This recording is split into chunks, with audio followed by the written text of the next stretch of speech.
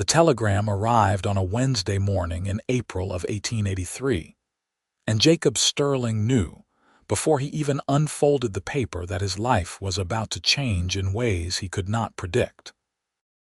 The message was brief, professional, and entirely unremarkable. A cook named Beatrice Nolan would arrive by Friday's stage to take over the kitchen duties at the Double S Ranch. Jacob folded the telegram and tucked it into his shirt pocket, watching dust devils dance across the Arizona Territory landscape beyond Camp Verde. His previous cook, old Tom Henderson, had finally retired after 40 years of burning beans and making coffee strong enough to strip paint. The ranch hands had celebrated Tom's departure with genuine relief, though they'd been kind enough to hide it during his farewell. Jacob was 32 years old, and he had built the Double S from nothing over the past decade. The ranch sprawled across 5,000 acres of high desert country, supporting 300 head of cattle and employing 12 full-time hands. He was proud of what he had accomplished, though the pride was often overshadowed by loneliness.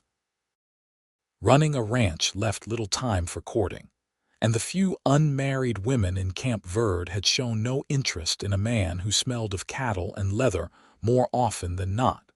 Friday arrived with the kind of bright sunshine that made everything in Arizona look golden. Jacob rode into town that morning, telling himself he was going for supplies and not because he was curious about the new cook. He had expected another Tom Henderson, perhaps younger but cut from the same cloth. He had not expected Beatrice Nolan. She stepped down from the stage with careful grace, one gloved hand holding her skirts clear of the dust, the other clutching a worn carpetbag. She was perhaps 26 or 27, with dark auburn hair pinned up beneath a simple bonnet and eyes the color of whiskey in lamplight. She was not a great beauty by the standards of magazine illustrations, but there was something arresting about her face, something that made Jacob forget to breathe for a moment. Her features were strong rather than delicate, her expression composed and watchful. "Miss Nolan." Jacob found his voice and removed his hat, stepping forward. "Jacob Sterling, I own the Double S."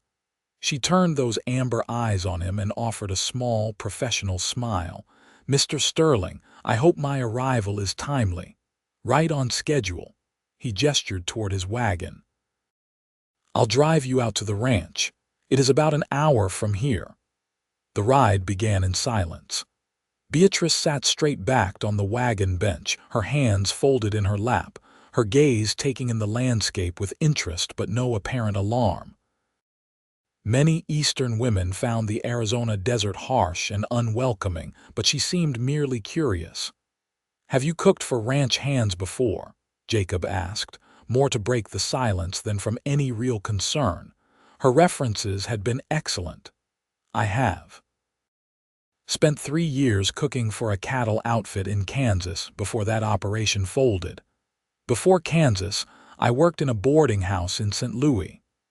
Her voice was pleasant, neither too soft nor too sharp.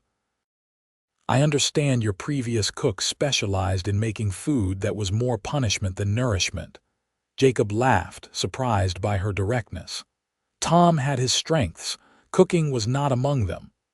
"Well, Mr. Sterling, I can promise you 3 things. My food will be hot, it will be plentiful, and it will be edible. Beyond that, you will have to judge for yourself." The ranch came into view as they crested a low rise. The main house was adobe and timber, built in the Spanish style with a wide veranda that provided shade during the brutal summer months.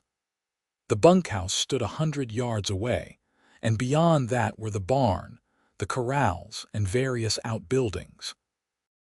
The cook's quarters were attached to the kitchen, a small but private space that Jacob had made sure was clean and ready. The ranch hands were out working, which Jacob found himself grateful for. They would meet Beatrice soon enough. For now, he wanted to give her time to settle in without a dozen curious men gawking at her, He showed her the kitchen first. It was large and well-equipped, with a massive cast-iron stove, a long preparation table, and shelves stocked with basic provisions.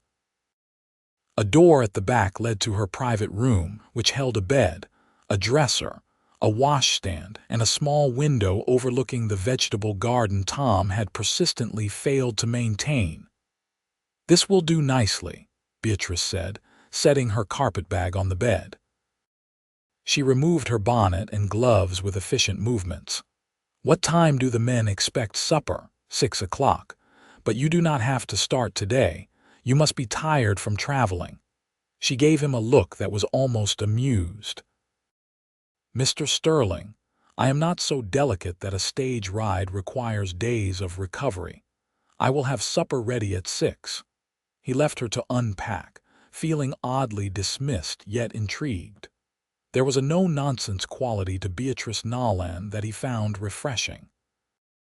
Too many people tried to tell him what they thought he wanted to hear. She seemed inclined to simply state facts. At 6 o'clock, Jacob rang the bell that called the hands in from the range. They came in groups of 2 and 3, dusty and tired, talking amongst themselves. The conversation died when they entered the dining hall and saw Beatrice standing beside the long table, arms crossed, expression neutral. "Gentlemen," Jacob said, "this is Miss Beatrice Nolan, our new cook. You will treat her with respect or you will answer to me. Miss Nolan, these are the men who keep this ranch running." He introduced them one by one. There was Pete Dennison, the foreman, a grizzled man of 50 with more scars than stories. Young Willie Hutchins, barely 18 and still learning the trade. Carlos Mendoza and his brother Miguel, both expert ropers. Old Dutch Schmidt, who claimed to have driven cattle all the way from Texas in the days before the railroads. The others ranged in age from 20 to 45, a mixed lot united by their skill with horses and cattle. "I have 3 rules," Beatrice said, her voice carrying clearly. "You will show up on time. You will eat what I serve without complaining, and you will keep your hands and your comments to yourselves. Understood?" There was a moment of stunned silence, then Pete Dennison laughed, a deep booming sound. "Yes, madam, understood." The others echoed his agreement, and Jacob saw respect in their eyes. Good. She had established herself immediately, which was crucial when a woman was working among men in this rough country. Beatrice served supper, and the dining hall fell silent except for the sounds of eating.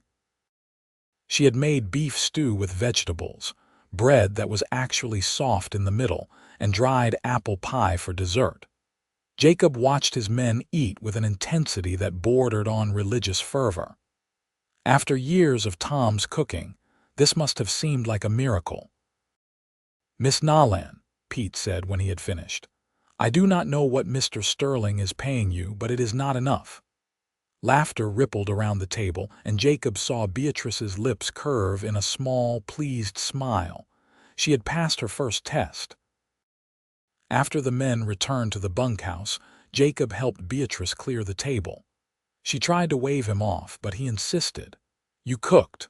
Least I can do is help clean up." They worked in companionable silence for a while, Jacob washing dishes while Beatrice dried and put them away. The kitchen was warm from the stove, and the lamplight gave everything a soft glow. "They are good men," Beatrice said eventually. "I have worked places where the hands were rough and disrespectful. These men have been taught proper behavior. Pete runs a tight crew. He does not tolerate nonsense." Jacob glanced at her. "And you handled them well. Respect has to be earned, especially out here." "Everywhere," she corrected gently. "Respect must be earned everywhere." That night, lying in his bed in the main house, Jacob found himself thinking about Beatrice Nolan. There was a story behind her calm competence, behind her decision to travel alone through the West cooking for strangers. Women did not make such choices lightly. But whatever her story was, she clearly did not intend to share it yet. That was fine. He was a patient man. The weeks that followed established a rhythm. Beatrice proved to be everything she had promised and more. Her meals were varied and delicious, her kitchen spotlessly clean, her manner efficient but not cold. The ranch hands adored her, though they were careful to maintain the boundaries she had set. She was friendly but not familiar, pleasant but not soft. Jacob found himself making excuses to spend time in or near the kitchen. He would stop by in the morning to discuss the day's work while drinking coffee. He would help with dishes after supper. He would bring her supplies from town personally rather than sending one of the hands. He told himself it was simple courtesy, but deep down he knew it was more than that. He was falling for his cook, slowly and surely, like rain soaking into parched earth. It started with small things. The way she hummed while she worked, old songs he did not recognize. The way she pushed a stray lock of hair behind her ear when she was concentrating. The way her whole face changed when she smiled, really smiled, not just the polite expression she used with the hands. One evening in early June, about 6 weeks after her arrival, Jacob stayed late to help clean up after a particularly large meal. The hands had been working on mending fences all week, hungry work that left them ravenous. "You are here late again," Beatrice observed as she wiped down the preparation table. There was no accusation in her tone, just a statement of fact. "I like the company," Jacob said honestly. He was drying the last of the pots. "Gets lonely in the big house sometimes." She paused in her work and looked at him directly. "You built all this yourself, with help." "But yes, the double S is mine. I came out here 10 years ago with $300 and a dream. Worked as a hand for other outfits, saved every penny, bought 100 acres and 20 head of cattle. Built from there." He set the pot aside. "What about you? How does a woman end up cooking in the Arizona territory?"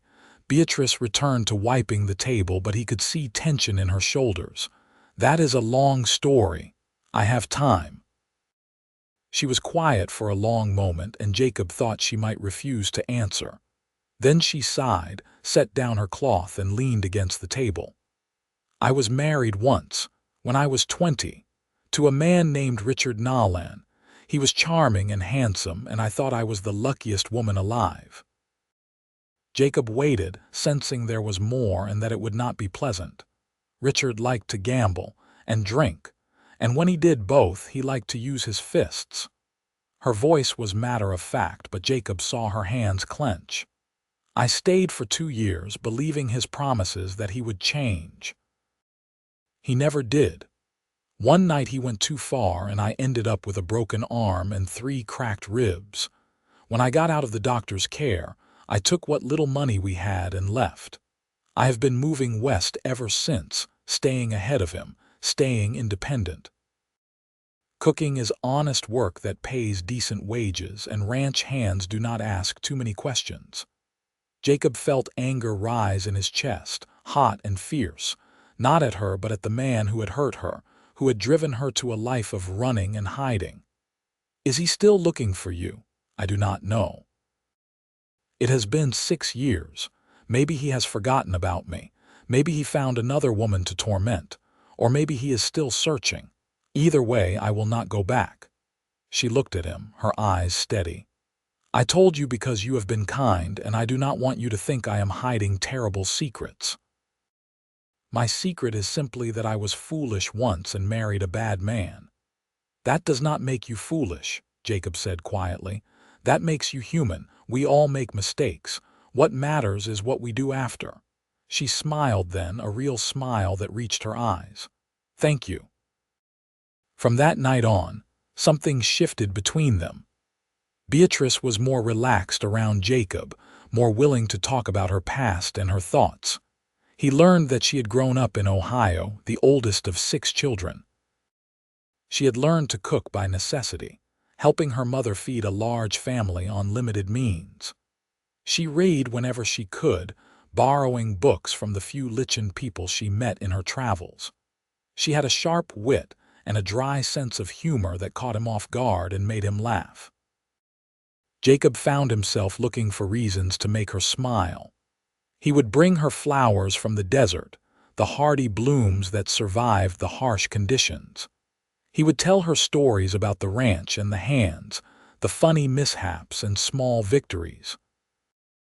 He would sit with her on the kitchen steps in the evening after the work was done, watching the sun paint the sky in shades of orange and red. The hands noticed, of course. Pete Dennison pulled Jacob aside one day in late June while they were checking on a water tank in the north pasture. "Boss, can I speak plainly?" Pete asked, his weathered face serious. "You always do.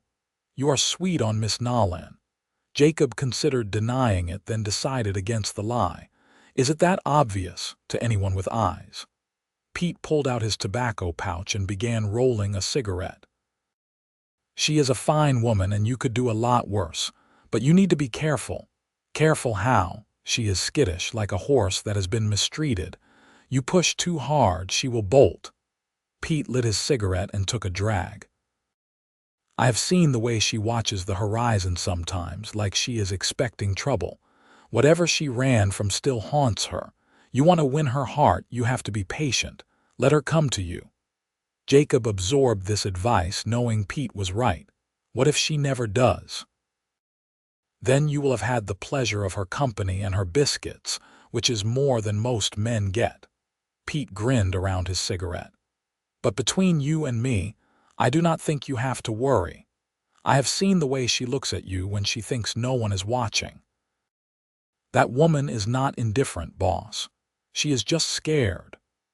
The 4th of July brought a celebration to Camp Verde, and Jacob invited the hands to take the day off and enjoy the festivities.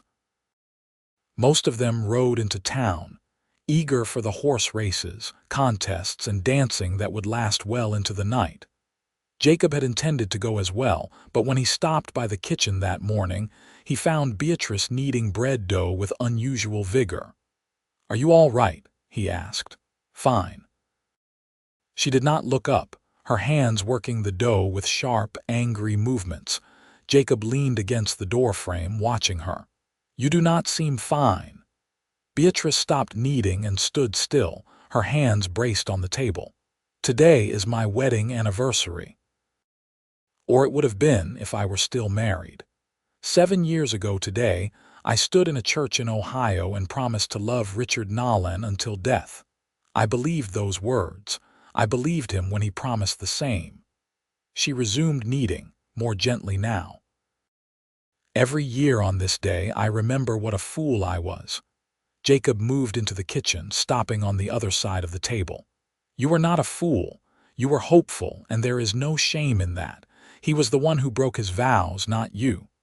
Knowing that does not make it hurt less."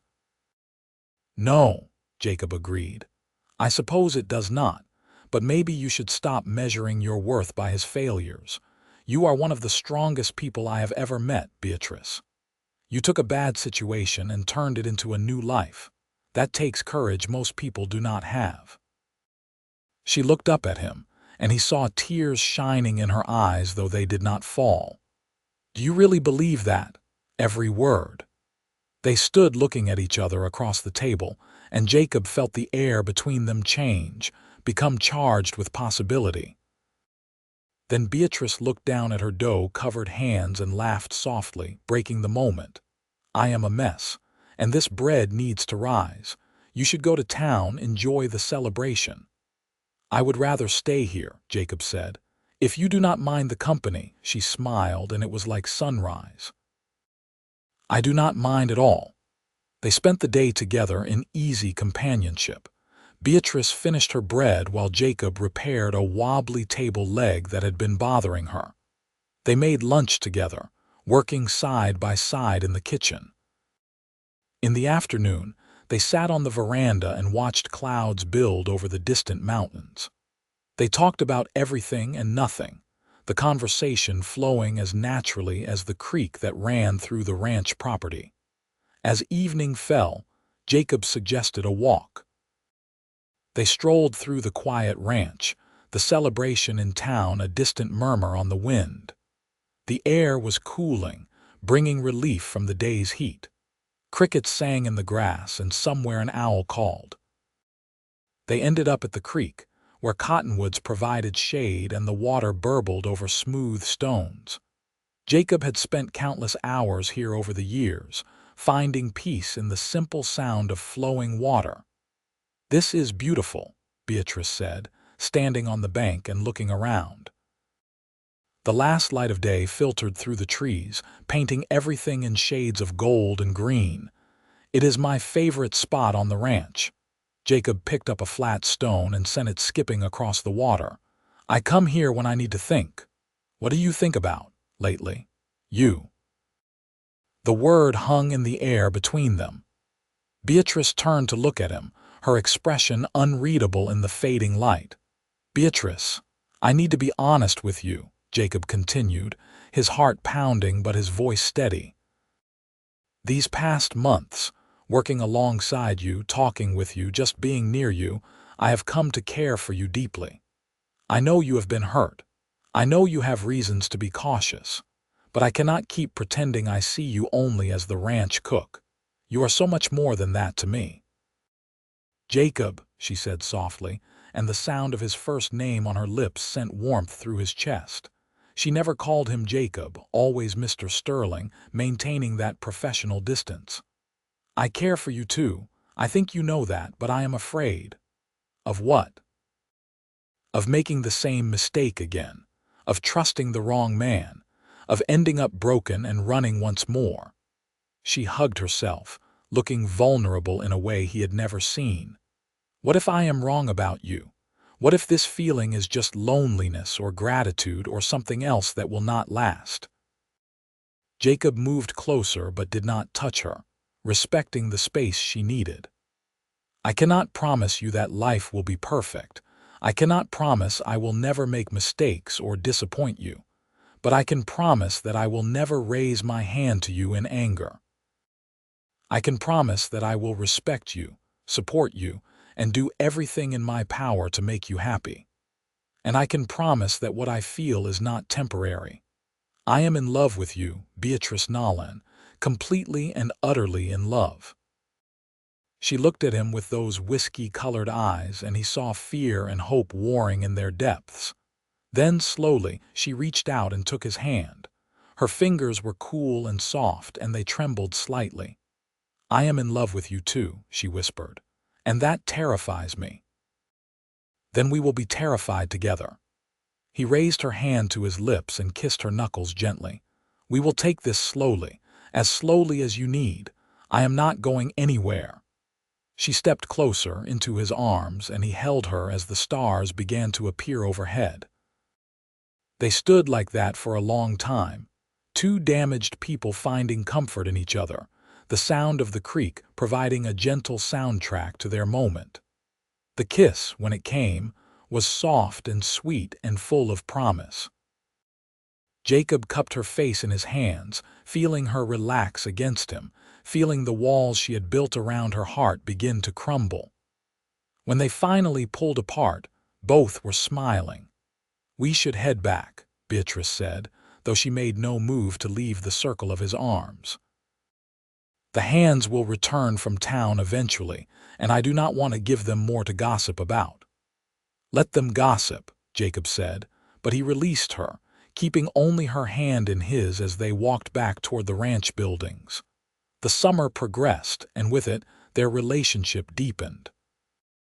They were careful to maintain propriety, aware that Beatrice's reputation was a fragile thing in this harsh country. But they found moments together, stolen pockets of time where they could talk and laugh, and simply enjoy each other's company.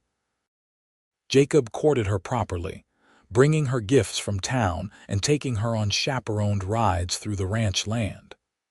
Pete Dennison, bless him, often volunteered to accompany them, staying a discreet distance behind to preserve appearances while giving them privacy to talk. In August, a letter arrived for Beatrice. Jacob saw her hands shake as she read it, saw the color drain from her face. He was in the kitchen picking up his midday meal when she opened it, and he immediately set down his plate.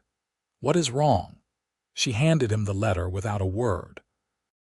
It was from a lawyer in St. Louis, written in formal legal language. Richard Nolan was dead, killed in a saloon fight 6 months prior.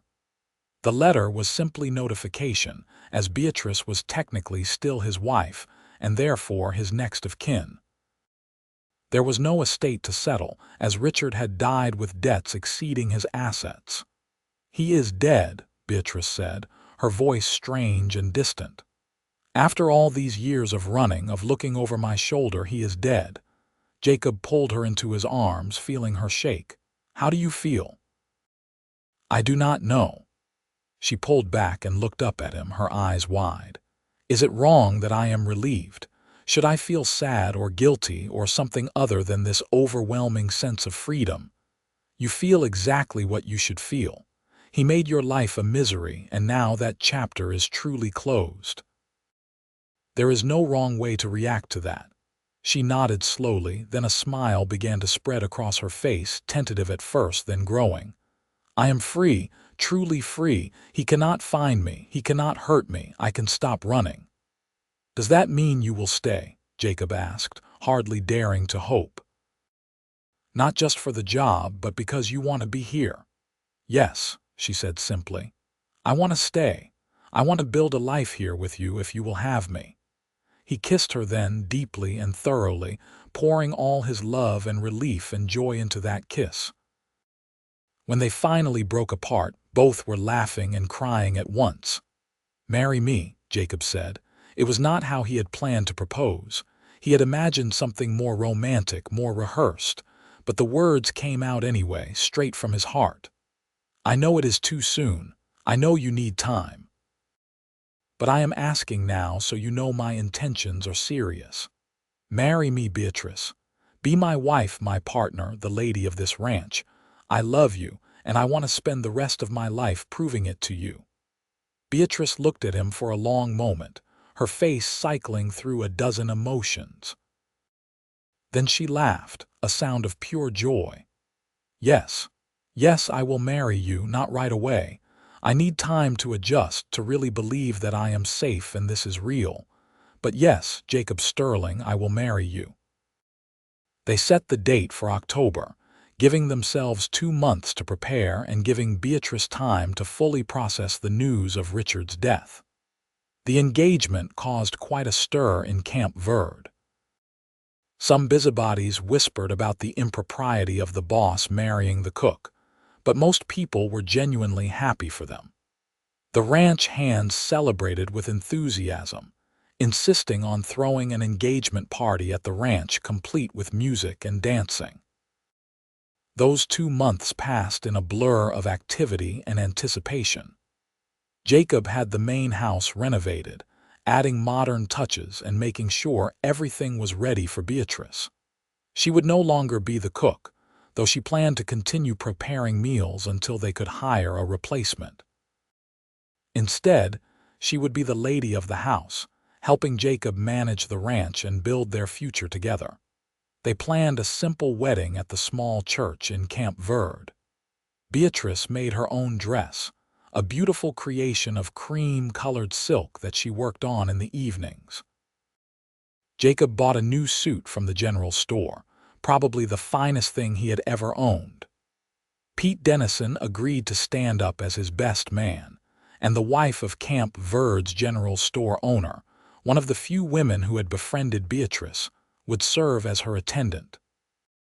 The night before the wedding, Jacob could not sleep. He sat on his veranda, looking out at the dark landscape, trying to comprehend how much his life had changed in just 6 months. 6 months ago, he had been lonely, married to his work, resigned to a solitary existence. Now he was hours away from marrying the woman he loved, from starting a new chapter of his life. Could not sleep either. He turned to find Beatrice approaching from the direction of the kitchen. She wore a simple nightgown and wrapper, her hair loose around her shoulders. She looked younger like this, softer though no less beautiful. "Too excited," he admitted, and maybe a little nervous. She sat beside him on the steps. "I am terrified of marrying me, of being happy." She leaned against his shoulder. "It has been so long since I allowed myself to be truly happy. I keep waiting for something to go wrong, for this to be taken away from me." Jacob put his arm around her, pulling her close. "Nothing is going to go wrong. Tomorrow you will become my wife, and I will spend the rest of my days making sure you never regret it. I could never regret this. Regret you." She tilted her face up to his. "You saved me, Jacob, not just from Richard, but from the life I was living. You showed me that I could trust again, love again. You gave me a home. You saved me too," he said honestly. "I was so focused on building this ranch that I forgot to build a life. You reminded me what really matters." They sat together in companionable silence, watching the stars wheel slowly overhead, until the first hint of dawn began to lighten the eastern sky. Then Beatrice kissed him softly and returned to her quarters to prepare for the wedding. The ceremony was perfect. The small church was full of well-wishers, ranch hands and townspeople who had come to celebrate. Beatrice looked radiant in her cream silk, her auburn hair pinned up with flowers. Jacob's voice shook only slightly as he said his vows, promising to love and cherish her for all the days of his life. When the preacher pronounced them man and wife, the kiss they shared was met with cheers and applause. The celebration afterwards was boisterous and joyful. Tables had been set up outside the church, laden with food that various townswomen had contributed. There was music and dancing, toasts and laughter. The ranch hands presented them with a beautiful quilt they had pooled their money to buy, each square embroidered with symbols representing different aspects of ranch life. As the sun set and the party began to wind down, Jacob and Beatrice slipped away, riding back to the ranch in his wagon. The main house was quiet and welcoming, candles lit in the windows. Jacob carried his bride over the threshold, both of them laughing at the tradition, and set her down gently in what was now their home. That night was everything their first night together should be. Tender and passionate, nervous and exciting, a culmination of months of growing love and desire. Jacob was careful with her, mindful of her past trauma, but Beatrice met him with a confidence that spoke of her trust in him. They explored each other slowly, learning what brought pleasure, what inspired sighs and whispered endearments. When they finally joined together, it felt like a homecoming, two pieces of a puzzle fitting perfectly together.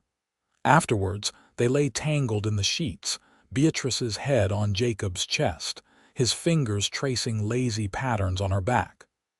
"I never thought I could be this happy," she murmured. "I did not think I deserved it. You deserve every happiness in the world." He kissed the top of her head.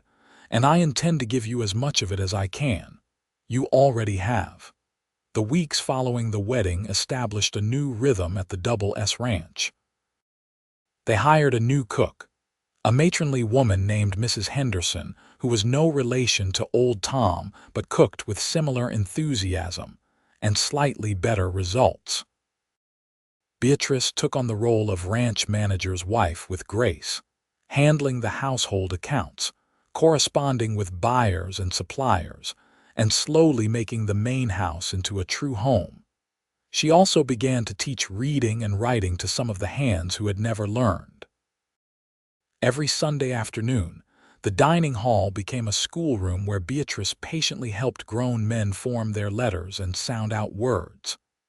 Jacob would watch sometimes, leaning in the doorway, his heart full of pride and love for this woman who gave so generously of herself. Winter came, gentler in Arizona than in the northern states, but still bringing cooler temperatures and occasional rain. Jacob and Beatrice spent long evenings by the fire, reading aloud to each other, planning improvements for the ranch, simply enjoying each other's company. They made love often, finding joy and comfort in their physical connection, growing more confident and playful as they learned each other's bodies and desires. In February of 1884, Beatrice realized she was pregnant. She waited a few weeks to be sure, consulting with the doctor in Camp Verde before telling Jacob. When she finally shared the news, they were sitting on their veranda watching the sunset, wrapped in blankets against the evening chill. "Jacob, I need to tell you something," she began, and he heard the nervousness in her voice. "What is it?" He took her hand, concerned by her tone. "I am going to have a baby. In August, the doctor thinks." Jacob stared at her for a moment, the words not quite processing. Then joy exploded through him, so intense it was almost painful. "A baby, we are going to have a baby," she nodded, tears streaming down her face, but she was smiling. "Are you happy? I know we did not plan this so soon." "Happy?" He pulled her into his arms, holding her tight. "I am beyond happy. I am ecstatic. We are going to be parents, Beatrice. We are going to have a family." They held each other as the sun dipped below the horizon, both crying happy tears, both overwhelmed by the magnitude of this new blessing.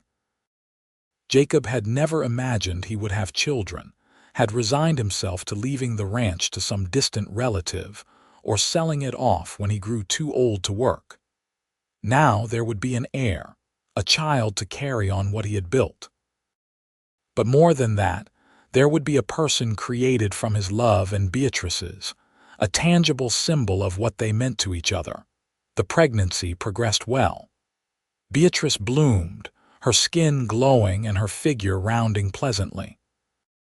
Jacob became absurdly protective, insisting she rest frequently and refusing to let her do any heavy work. She tolerated his hovering with patience and amusement, occasionally reminding him that women had been having babies since the beginning of time. In early August, after a long and difficult labor that left Jacob pacing holes in the floor, Beatrice gave birth to a healthy baby boy. They named him Thomas James Sterling, Thomas after Beatrice's father and James after Jacob's. The baby had his mother's coloring, wispy auburn hair and eyes that would eventually turn amber brown. He had his father's strong constitution and healthy lungs, making his presence known throughout the ranch. Holding his son for the first time, looking down at that tiny, perfect face, Jacob felt something shift inside him. He had thought he understood love when he married Beatrice, but this was different. This was a fierce protectiveness, an overwhelming sense of responsibility, a love so vast it was almost frightening. "He is beautiful," he whispered, carefully supporting the baby's head as Beatrice had shown him. "He looks like you," Beatrice said from the bed, exhausted but radiant. "No, he looks like you. He has your eyes, your nose. He has your stubborn chin." They laughed softly, not wanting to disturb the sleeping baby. Jacob carefully returned Thomas to Beatrice's arms and sat on the edge of the bed, his arm around his wife, looking down at their son. "We made a person," he said, awe in his voice. "A whole new person who would not exist without us." "We made a family," Beatrice corrected gently. "That is even more miraculous." The ranch hands were besotted with young Thomas. Pete Dennison carved him a set of wooden animals. Carlos and Miguel fashioned a tiny pair of leather boots. Dutch Schmidt whittled a rattle that actually worked. Even the usually gruff Willie Hutchins could be found making faces at the baby, trying to coax out smiles. As Thomas grew from infant to toddler, the double S prospered. Jacob expanded their herd and bought more land. Beatrice's careful management of the household accounts allowed them to save and invest. They added rooms to the main house, planning for more children and for Thomas to eventually have his own space as he grew. In the spring of 1886, Beatrice gave birth to their second child, a daughter they named Sarah Elizabeth. She was a calm baby, easier than Thomas had been, with dark hair and her father's blue eyes. Thomas, now almost 2, was initially suspicious of this interloper, but quickly became devoted to his baby sister. The years that followed were full and rich. Jacob and Beatrice raised their children with love and discipline, teaching them the values of hard work, honesty, and compassion. Thomas was naturally drawn to ranch life, following his father around from the time he could walk, learning about cattle and horses and the land. Sarah was more bookish, preferring to spend time with her mother, learning to read and write at an early age. In 1889, another son arrived, Daniel Robert, who would prove to be the wild card of the family. Danny, as they called him, was adventurous and reckless, keeping his parents on their toes with his escapades. He climbed everything, explored everywhere, and had no fear of animals or heights or anything else a sensible child should fear. Through it all, Jacob and Beatrice's love continued to deepen. They had their disagreements, as any couple does, but they had learned to talk through problems rather than let them fester. They made time for each other despite the demands of children and ranch. They still sat on the veranda in the evenings when they could, holding hands and watching the sunset, grateful for the life they had built together. In the summer of 1892, nearly 9 years after Beatrice first arrived at the Double S, they celebrated their anniversary with a rare trip to Prescott. The children stayed with Pete Dennison and his wife, who had married a few years prior and lived in a small house on ranch property. Jacob and Beatrice spent 3 days in the territorial capital, staying in a real hotel, eating in restaurants, acting like newlyweds again. On their last evening in Prescott, they walked through the town plaza as the sun set, arms linked, moving slowly among the other couples and families enjoying the pleasant weather. "You ever regret it?" Jacob asked suddenly. "Staying here, marrying me, giving up whatever other life you might have had." Beatrice stopped walking and turned to face him, her expression serious. "Jacob Sterling, I have never regretted a single moment since I met you." "Well, except maybe the time you decided to help birth that calf and tracked mud through my clean kitchen, but I forgave you for that," he laughed. "I am serious, so am I." She took both his hands in hers. "You gave me everything I thought I had lost: hope, trust, love, a family, a home. I was existing before I came to the Double S, just moving from place to place without purpose. You gave me purpose. You gave me a reason to stop running and start living. So no, my darling husband, I have no regrets, only gratitude." He kissed her there in the plaza, not caring who saw, pouring all his love and devotion into that kiss. When they finally pulled apart, both were smiling. "Come on," Beatrice said, tugging his hand. "Let us go back to our fancy hotel room and make the most of our last night away from the children." The years continued to pass in a pleasant blur. Thomas grew into a capable young man, helping run the ranch with increasing skill and responsibility. Sarah discovered a love of teaching and began instructing the children of ranch hands and nearby homesteaders in a small schoolhouse Jacob built for her. Danny eventually channeled his wild energy into becoming an expert horseman, breaking and training mounts that sold for premium prices. Jacob's hair went gray, then white. Beatrice developed laugh lines around her eyes and mouth, marks of years spent smiling. They slowed down a bit, letting Thomas take on more of the daily ranch operations, but they never stopped working entirely. The Double S was their life's work, their legacy, and they remained actively involved well into their 50s. In 1901, Thomas married a local girl named Emma, and the following year they presented Jacob and Beatrice with their first grandchild, a girl named Beatrice after her grandmother. Nothing prepared Jacob for the feeling of holding his grandchild, of seeing the family line extending into yet another generation. It was a kind of immortality, he supposed, this continuation of DNA and name and values. Sarah married a teacher from Prescott in 1903, a kind and scholarly man who appreciated her intelligence and ambition.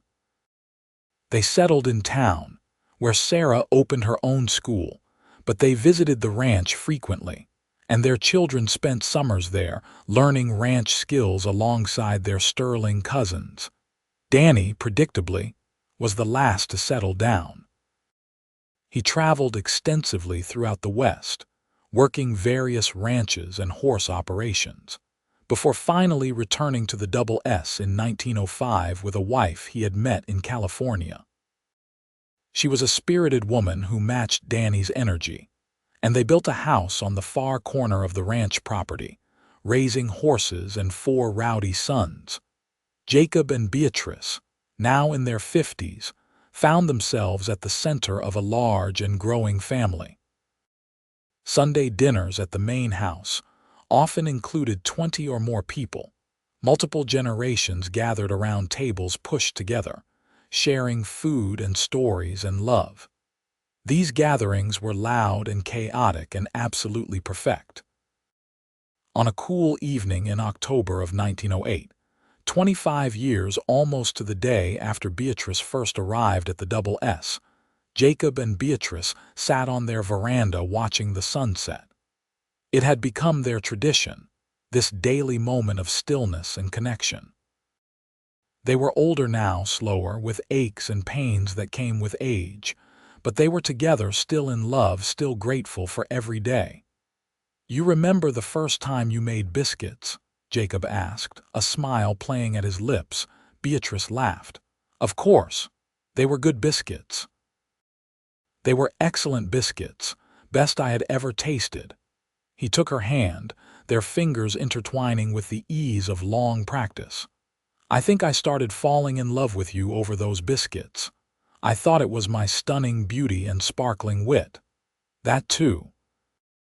He raised her hand to his lips, kissing her knuckles as he had done countless times over the years. But mostly it was the biscuits. She swatted at him playfully, and they both dissolved into laughter, the sound carrying across the quiet ranch. Somewhere in the distance, cattle lowed. Closer by, one of the grandchildren shrieked with laughter, chasing chickens in the yard. The sounds of home, of family, of a life well lived. "Jacob," Beatrice said, her voice turning serious, "I need you to know something.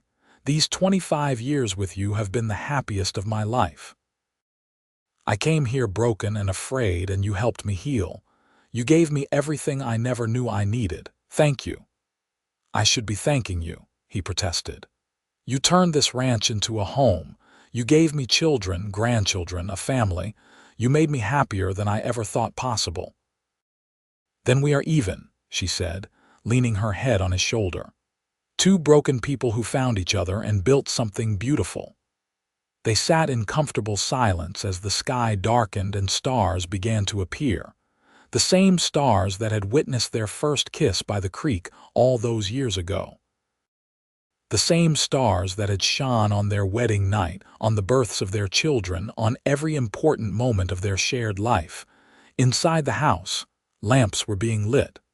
Voices called, preparing for supper. Soon they would go inside, join the family, eat and talk and enjoy the evening. But for now they sat together on the veranda, holding hands, watching the day end and another night begin. The years continued their steady march. Jacob turned 60, then 65. Beatrice was not far behind. They officially retired from active ranch management, turning full control over to Thomas, though they still offered advice when asked and remained involved in major decisions. Their days became slower, quieter, focused on grandchildren and small pleasures. They traveled a bit, taking a train to San Francisco one year and to Denver another. But they always returned to the Double S with relief. This was home, these dusty acres under the Arizona sun. This was where they belonged. In the spring of 1915, the ranch celebrated its 35th anniversary, and Jacob and Beatrice their 32nd wedding anniversary. The family organized a huge celebration, inviting people from all over the territory. There was food and music and dancing, stories told and memories shared. Jacob, now 70 years old, danced with his wife under the stars, moving slowly but surely to a waltz played by a small band. "Still got some moves, old man," Beatrice teased, her voice breathless but happy. "Old woman," he corrected with a grin. "We are both old now. Speak for yourself." "I am aged to perfection." He laughed and pulled her closer, resting his cheek against her hair.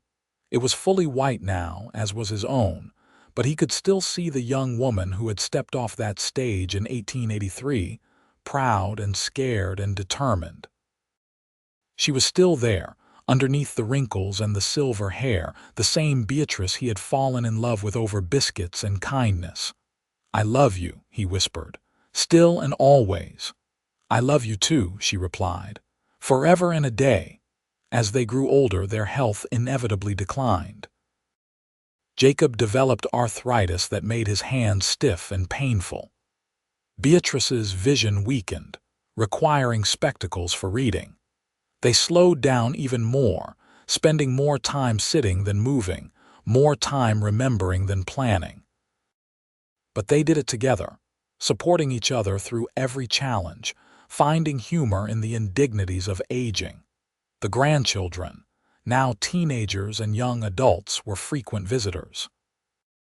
They would sit with their grandparents on the veranda, listening to stories about the old days, about how the ranch was built, about how Jacob and Beatrice met and fell in love. The stories were told and retold, becoming family legend, the foundation of sterling family history. In the summer of 1920, as they sat on their beloved veranda watching another sunset, Beatrice turned to Jacob with a thoughtful expression. "You know what I was thinking about?" she asked. "Tell me." "That telegram you received, telling you I was coming to cook for your ranch hands." Such a small thing, a piece of paper with a few words, but it changed everything. "It brought you to me," Jacob agreed. "Best telegram I ever received." "I was so nervous that day. I stood on that stage platform, looking around at this dusty little town, wondering what I had gotten myself into. And then you walked up, took off your hat, and smiled at me, and I thought, maybe this will be different, maybe this time I will be safe." "You were safe, you always were from that first moment." "I know that now, but it took time to believe it." She squeezed his hand. "You were patient with me. You let me heal at my own pace. That was the greatest gift you could have given me. You were worth the wait, worth everything." They fell silent, watching the sun paint the sky in brilliant colors. The ranch spread out before them, prosperous and peaceful. Cattle grazed in distant pastures. Horses moved in the corrals. Smoke rose from chimneys, marking where their children and grandchildren lived and worked. It was a legacy beyond anything Jacob could have imagined when he first came to this territory as a young man with dreams and determination. "No regrets?" he asked, echoing the question he had asked so many years ago in Prescott. "Not a single one," Beatrice answered firmly. "This life, this family, it is everything I could have wanted and more.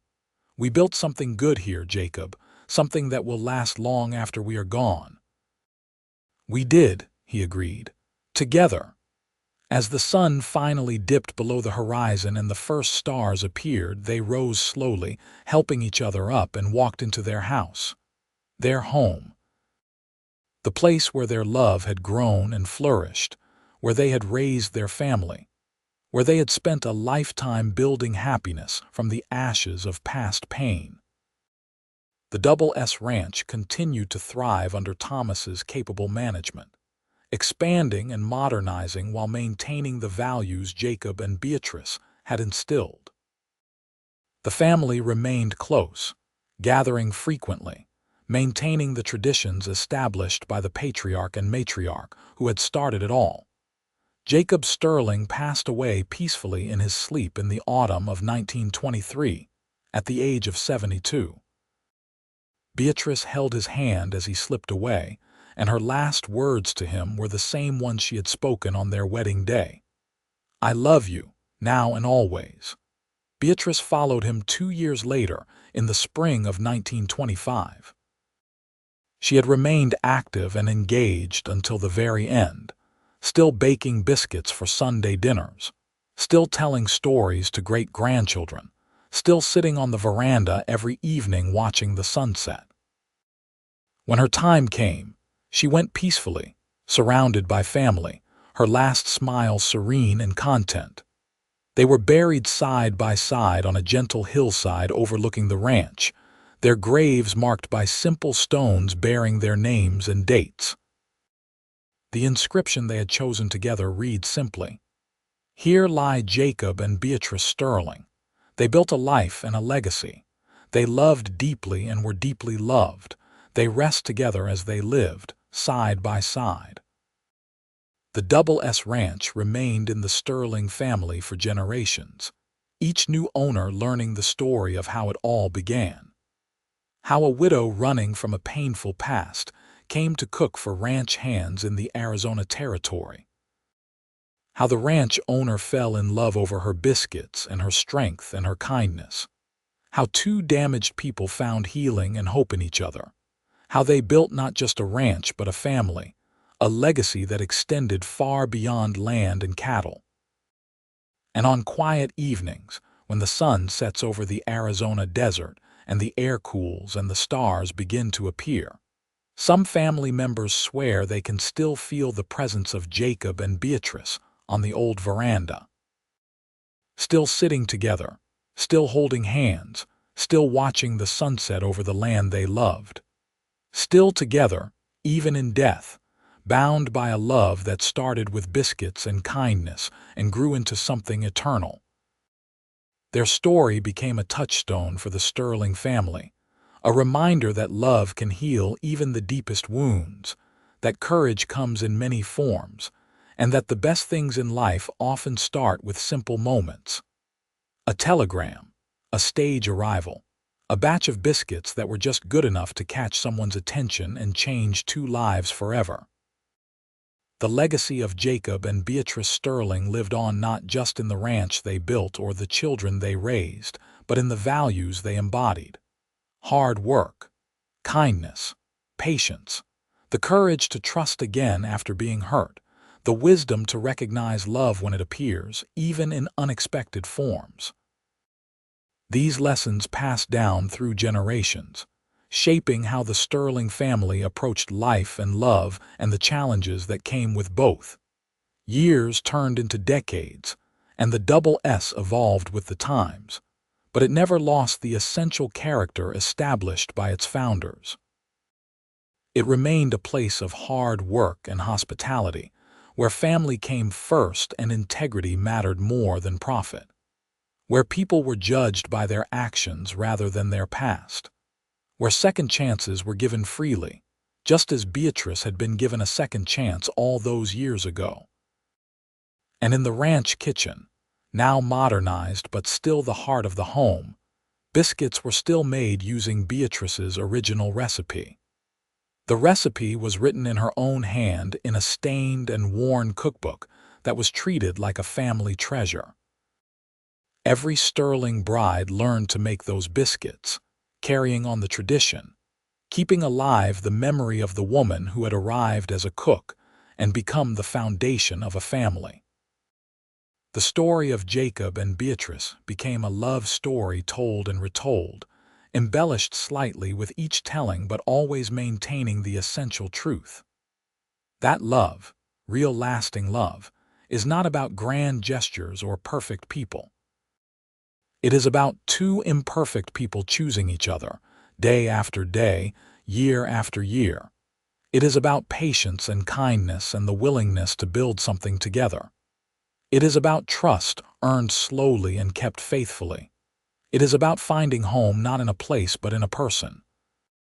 On the 100th anniversary of Beatrice's arrival at the Double S, the Sterling family held a massive reunion.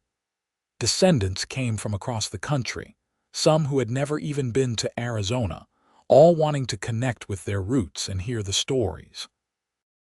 They gathered on that same veranda where Jacob and Beatrice had spent so many evenings, and the oldest living Sterling, Jacob's grandson, told the story one more time.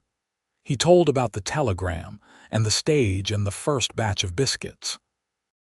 He told about the slow courtship and the patient love and the wedding in the small church. He told about the children and the grandchildren and the life built together. And he told about how it all proved that the best things in life often come from unexpected places, that courage can wear many faces, and that love, when it is true and deep and lasting, can overcome any obstacle. As the sun set over the ranch that evening, bathing everything in golden light, the assembled Sterling family raised their glasses in a toast. To Jacob and Beatrice, the patriarch and matriarch who had started it all. To the love story that began with biscuits and grew into a legacy. To the values they had lived and taught. To the family they had created. To the ranch they had built. To the memory that lived on, generation after generation. And somewhere, in that space between the visible and invisible, perhaps Jacob and Beatrice Sterling smiled, seeing what had grown from the seeds they had planted. Seeing that their love had indeed created something that lasted, something that mattered, something that would endure long after they themselves had passed into memory and story. The ranch continued as it always had. Cattle grazed, horses ran, children played. The sun rose and set. The seasons turned. Life went on as it must, carrying forward the legacy of two people who had found each other in the Arizona Territory in 1883 and built a love story for the ages. A story that began simply, with biscuits and kindness and hope, and grew into something magnificent. A story that proved that love, real love, can transform lives and create legacies that last forever.